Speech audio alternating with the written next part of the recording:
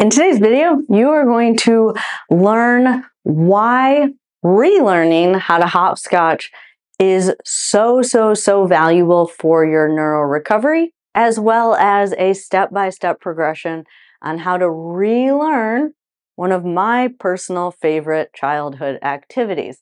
If you're new to this channel, I'm Tara, I'm a neurologic physical therapist, and on this channel we talk about anything and everything related to mobility, health, fitness, and mindset in the context of neurologic injury, with the end goal of empowering you with as many tools as possible to take ownership of your rehab and your health, to live an overall more active, more mobile, pain-free, happier, healthier life. Now, why on earth would you want to learn how to hopscotch? Besides it being fun, because some of you don't really care about fun, there are so many components of walking that hopscotch covers. It requires propulsion. It requires deceleration. So how you can slow your body down if you lose your balance or if you're falling. Not hopscotching perfectly requires you to relearn your balance reactions, single leg standing. And most importantly, it's unfamiliar. So yes, I think it's fun, and yes, I do think it is so much fun to explore maybe activities that we haven't done since we were children, just to kind of take some of the seriousness out of our rehab. But in addition to that, the world, the scary big world out there is very unpredictable, and your body and your brain needs to be prepared for the unpredictability of the world. So the way our brains like to function is we like to make predictions, or this is how our brain works when it comes to movement. We're constantly making predictions, and our body and our brain are almost putting a plan together before we execute a movement. It's kind of already figured out where our body's going to be in space. We call that proprioception, and it already is a plan on how to activate the muscles in a timely manner to make sure that we're prepared for that situation, or make sure that we can move through that situation as safely and as efficiently as possible, right? Our brain doesn't like not being able to predict, right? So that's why a lot of you get very nervous when you go out in the world, or you just don't feel confident. It's really not how our brains like to function. It's less efficient.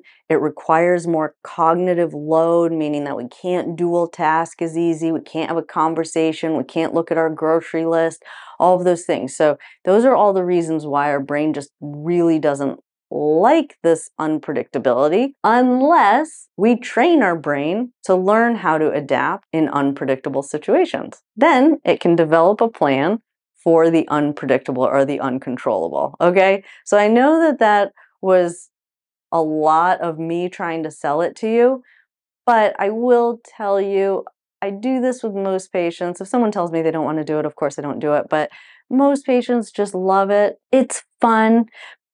But probably the most important thing is that you will just have gone from a mediocre grandparent to like the goat of grandparenting if you busted out the hopscotch at the next family dinner. All right, so now that we got out all of that out of the way, let's go and actually do the progression of activities that will enable you to be able to show off at your next family gathering.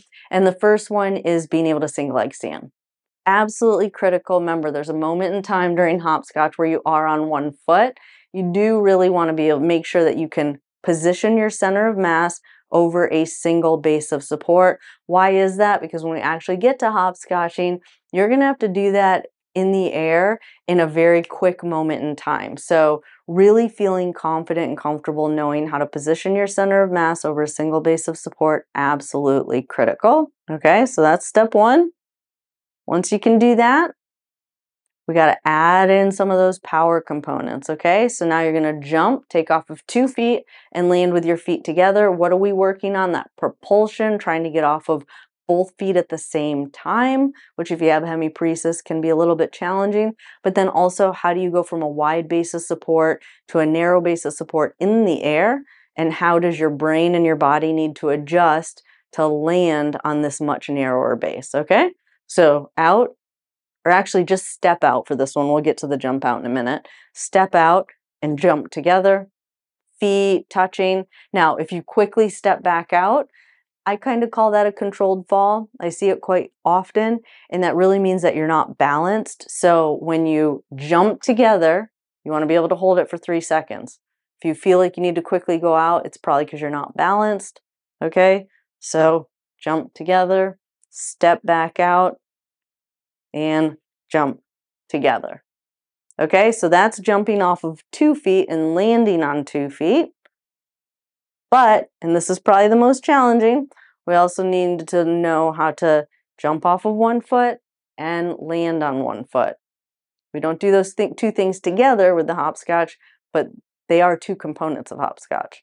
Okay, so you do take off of 1 foot and land on 1 foot. All right, so first get your balance. Then can you propel off and land on a soft knee, absorb that landing? Now, some of you, you're probably not ready to do this on your involved leg, either because you have an AFO on, which makes this a lot harder, or just because you don't have the coordination in the muscles in that lower leg yet. I would say still do it, just do it on your stronger leg. Even if you hopscotch, just landing the single leg on your stronger leg.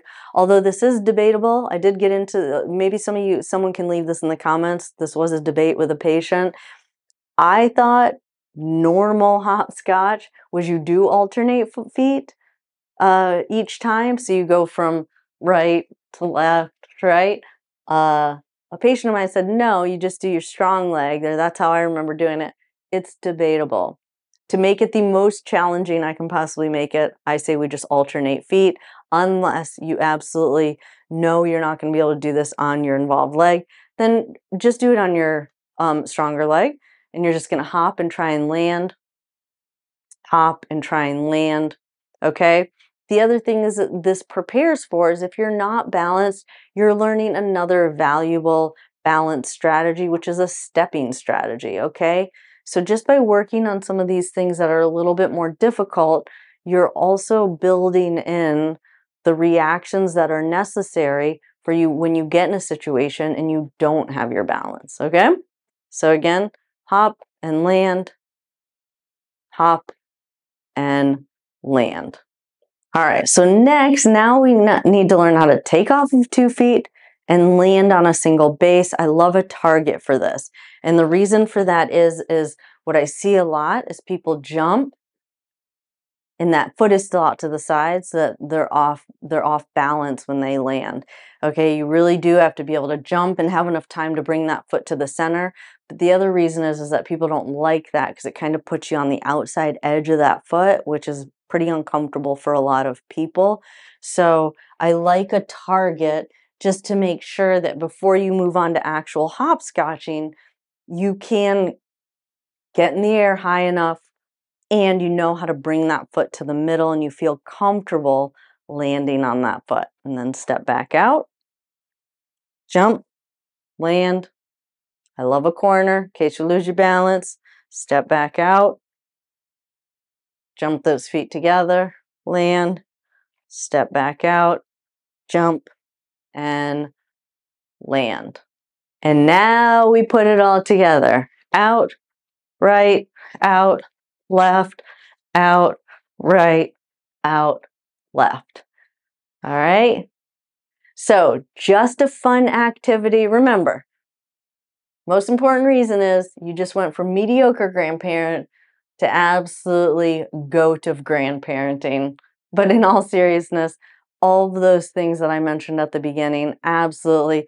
Balance reactions, unpredictability, uncertainty, deceleration, power, all the things that are necessary to really take your walking to the next level. Don't forget, there's a PDF handout that goes along with this video that has all of these progressions in it with descriptions and pictures that is available to our Goldener Monthly members.